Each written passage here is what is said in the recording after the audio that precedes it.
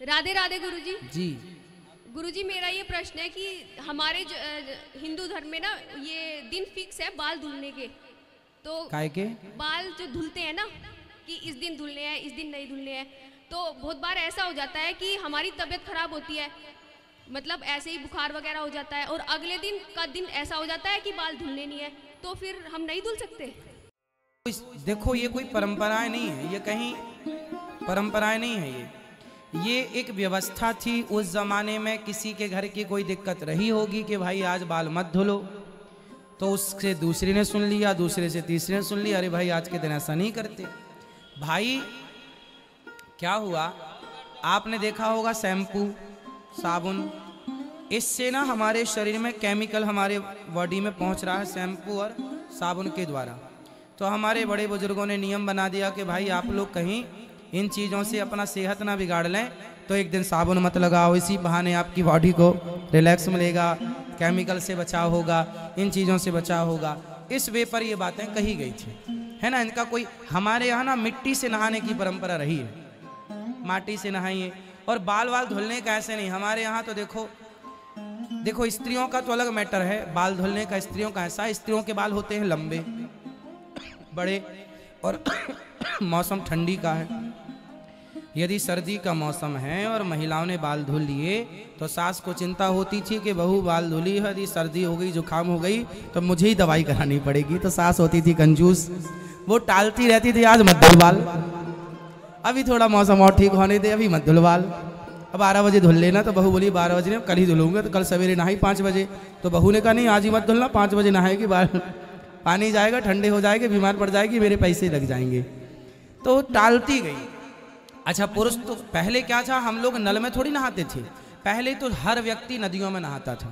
आज के 100 साल पहले हर व्यक्ति या तो नदी में या तो तालाब में या तो झीलों में या तो ये व्यवस्थाएं थी, हर आदमी खुले में नहाता था। मीन्स नदियों में स्त्रियों के घाट अलग हुआ करते थे, पुरुषों के घाट। अयोध्या जी में आज भी आपने देखा होगा सीता घाट अलग है, राम घाट अलग है, महिलाओं के नहाने की जगह अलग थी, पुरुषों की अलग थी। तो पहले के लोग तो खुले पानी में नहाते थे, है ना, तो वो कोई दोष नहीं था पुरुष जाके डूब जाता, डुबकी लगाना, ऐसा नहीं कि आज न डुबकी लगाओ और बाल ना धुलो, और माटी उठाता था, उसी से घिस लेता था, हो गया। बाद में साबुन आया, बाद में शैम्पू आई, चीजें आई। तो सास अपने पैसे बचाने के चक्कर में भी ये परंपरा बना सकती है ताकि महिलाओं को सर्दी ना लगे, और ये आपकी सेफ्टी भी है भाई। अब वो सर्दी में सास ने कह दिया होगा आज बाल ना धुलो, तो क्या हो गया, फिर वो बहू ने कहा, अब अपनी बहू को कहा सुन मेरी सास ने कहा था बाल नहीं धुलना आज के दिन लो वो याद करके बैठ गई, दिन परंपराएं बन गई, ऐसी परंपरा बनी है। परंपराएं कैसे बनी है, एक अंधा और एक अंधी थे, तो दोनों पति पत्नी थे, अंधा दोनों ही अंधे थे। तो वो दोनों बेचारे अपने घर पे तो रहते थे, अपना अंदाजे से सारा काम करते थे, लेकिन उसका दूध ना रोज बिल्ली पी जाती थी। अंधे थे, बिल्ली को पता चला गया कि इनको कुछ दिखता तो है नहीं, तो बिल्ली आए पूरा दूध पी जाए। तो पत्नी ने अपने पति को बोला जब तक दूध रहा करे तुम यहाँ लाठी से ऐसे ऐसे ऐसे मारते रहा करो, आवाज आती रहेगी तो बिल्ली नहीं आएगी। अच्छा बिल्ली नहीं आई, फिर उसका बेटा हुआ, बेटे ने देखा कि जब माँ भोजन बनाती है ना तो पिताजी हमारे लाठी पीटते रहते हैं। फिर उसकी शादी हुई, उसकी दुल्हन आई, तब तक इसके माता पिता संयोग बस दोनों निपट गए, बता ना पाए कि बेटा वो तो बिल्ली के चक्कर था। अब इसने भी अपनी पत्नी से कहा तू जब भोजन बनाएगी मुझे बताना, मेरे पिताजी ने यहाँ जब भोजन बनाती हैं पत्नियां तो लाठी पीटने की परंपरा है। तो वो तो अंधे थे पर ये तो अंधा नहीं था, लेकिन चूंकि अब ये भी लाठी पीट रहा है तो ये परंपरा बनती चली गई। ऐसी अंध परंपराएं हमारे देश में आज भी सैकड़ों की मात्रा में जीवित है, आज भी एक्टिव है। जो बनाई किसी और के कारण थी उसका गलत। अब जैसे एक संत जी के बारे में मैंने सुना, एक संत जी के आश्रम में बिल्ली रहा करती थी, बिल्ली।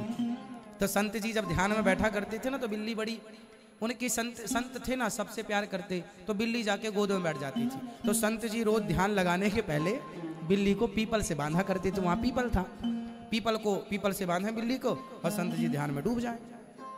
जब उनका शिष्य तैयार हुआ तो शिष्य ने देखा कि गुरुजी ध्यान लगाने के पहले बिल्ली बांधते हैं, इससे ज्यादा अच्छा ध्यान लगता होगा। अब तो गुरुजी निपट गए, अब बिल्ली भी गुरुजी के जाने के पहले आगे पीछे बिल्ली भी चली गई होगी।